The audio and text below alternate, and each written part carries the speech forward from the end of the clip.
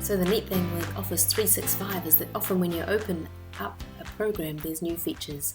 And here in Excel, we've got a new feature here on the home ribbon called Ideas. I'm going to click inside my table of data and click the Ideas button. So this is the first time in a long time that they've added something new to the home ribbon, so it shows you how important they think it is. I'll click on Ideas and it brings up a task pane. Now this is great because what it's doing is it's analysing my data and it's finding some sort of graphs for me. So it's looking at some standard graphs, which are the first results. So price by reps code, that's sort of an obvious one. Quantity by rep code, let's just scroll on down and see what else it comes up with. What it will do is actually find some outliers. And you can see here, there's lots of different sample charts. I'm going to show all 35 results.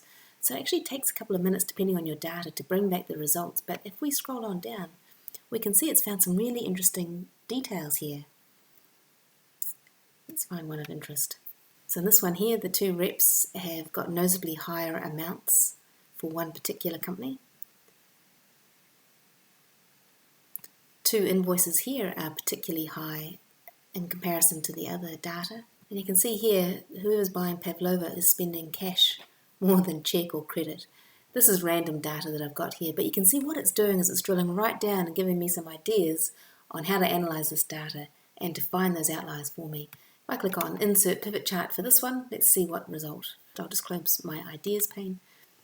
And it's created the pivot table for me, and it's given me the pivot chart. Pretty cool. So another neat new feature from Office 365.